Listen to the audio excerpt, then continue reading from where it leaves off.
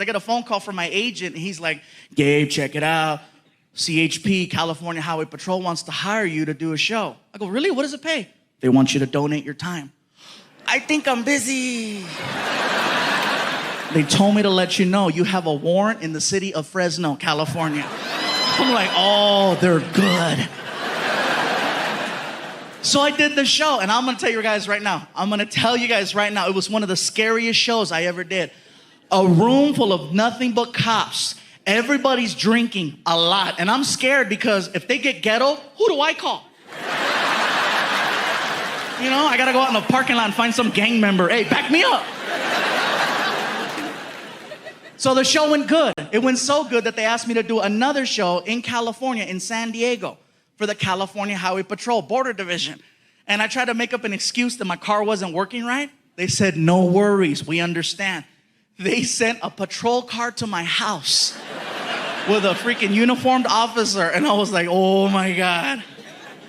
Best part was I didn't tell my family he was coming.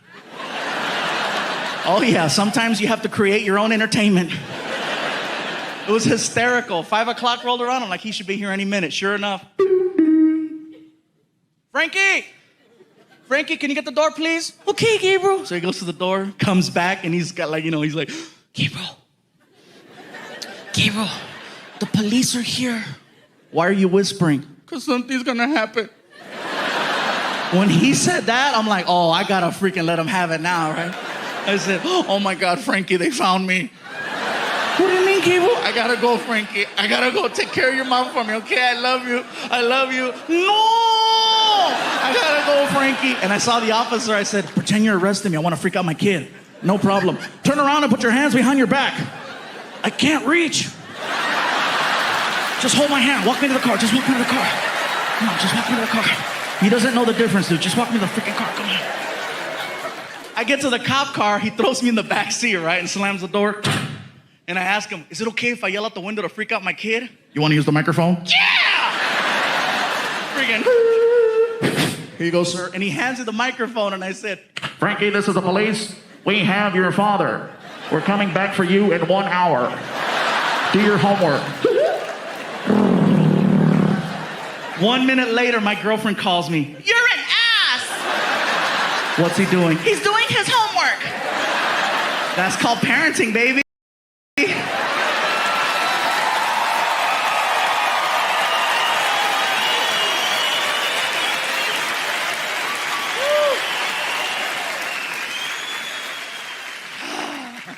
He got even with me, though. He totally got even with me. I walked in the kitchen one morning.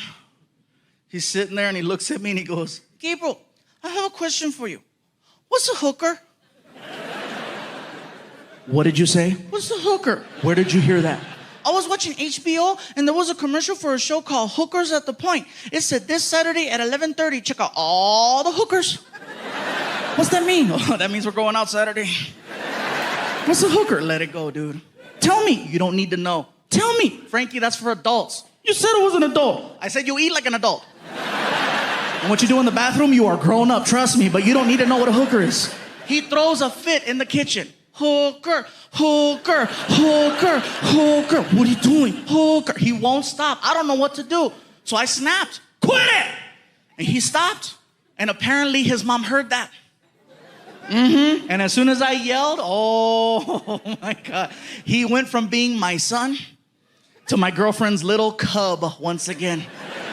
And here she comes from the other side of the house, mama lion to protect her little, hi, ya hele, babadi, mama.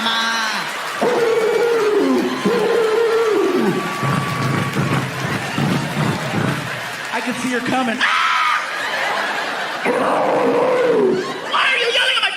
Oh my God, he wants to know what a hooker is. And that's why you're yelling? Tears, right? You said if he had any questions, he could come to you. I didn't know he was gonna ask me that.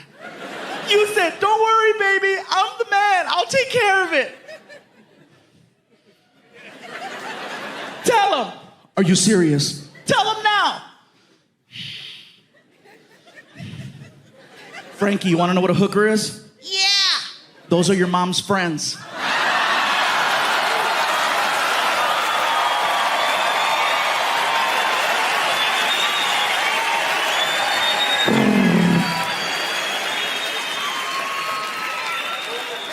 don't like me anyway.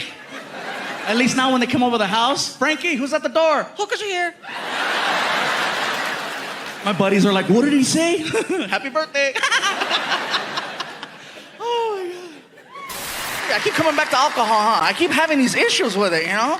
Like I got loaded one night and I don't know what happened. I accidentally wound up at this dance place. Gentleman clubby place, right? I wasn't driving, it was an accident. We pulled up to the place and I knew where I was at. Even when you're drunk, you could be drunk and blind. You know where you're at. As long as you hear, you know.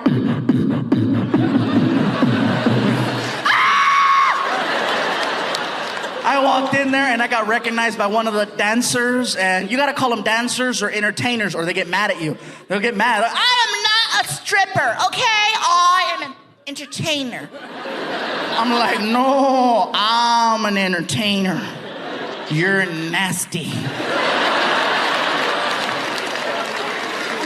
Some girl recognized me. She's like, oh my God, I know who you are. You're famous. And I'm like, oh no. And some other dancer who's spinning on a pole overheard famous and she stopped. Just.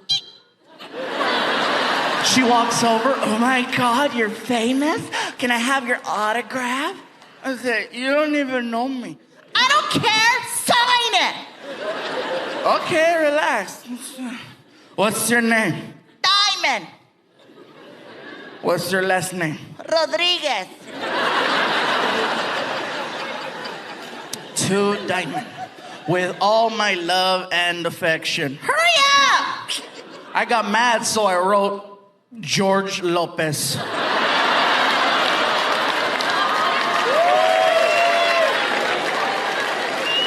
I was drunk, I didn't care, right? I'm all loaded. She freaked out. She's like, oh my God, you're George Lopez. I can't help it, you guys. I was so drunk, I did this. I said, I know, huh?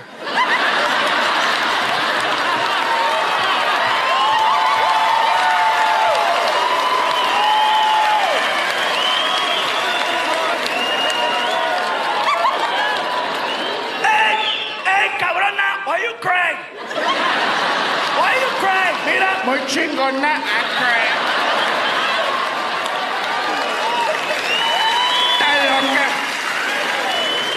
I won't lie, you guys. George knows I do that.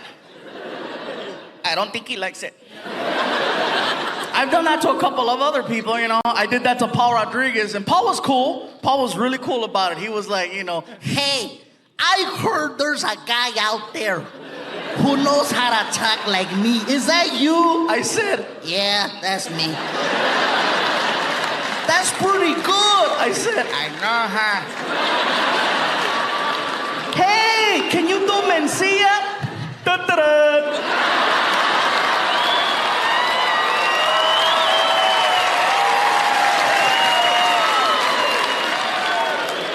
That's how you do it.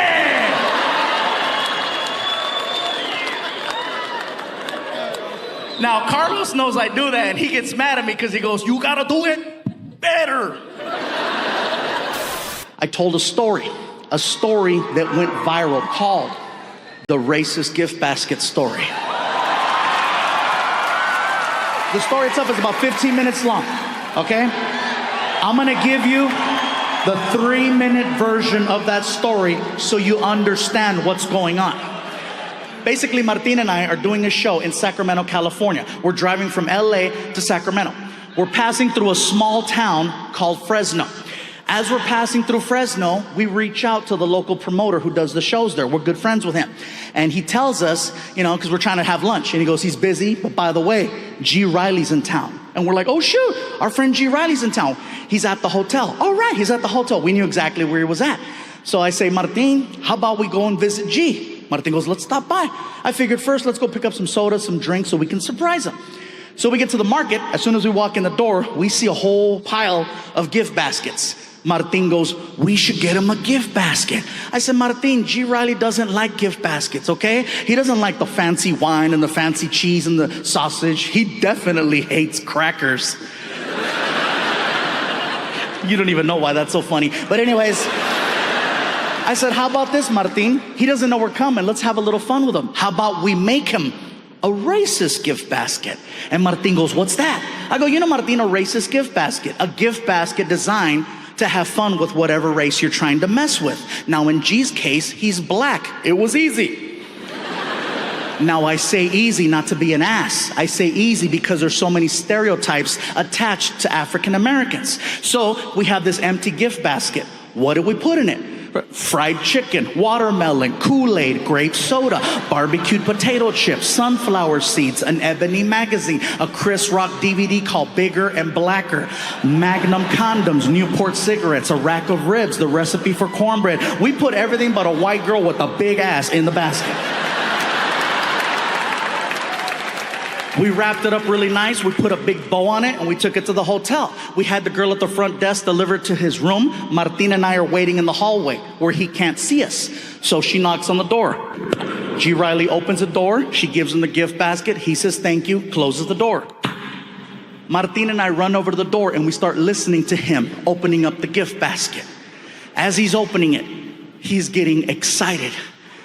And he is enjoying every single thing he is pulling out of that basket. He is loving this basket until he realizes it's a practical joke. And then he freaks out because he read the greeting card. The greeting card freaked him out because now he thinks that the KKK sent the gift basket. Now some of you are like, why does he think that? Because that's what we wrote. If you're gonna do a practical joke, you go big or you go home is what I'm trying to say. So he freaks out and he tries to run out of the hotel room. As soon as he gets in the hallway, he sees Martin and I laughing and he puts two and two together. So then he cusses us out. He forgives us, gives us a hug, high five. We go back in his room and then I eat his chicken. What winds up happening is that story goes crazy on Comedy Central. People are giving him a hard time, so they pull it. Next thing you know, I upload it through YouTube. 10 million views it gets on YouTube. Then they flag it because the word racist is on the title, so it gets pulled off. So then I re-upload it, it gets another 10 million. Then I had people share it. All in all, the video's probably gotten about a little over 100 million views. So here's what happened. Just like the chocolate cakes,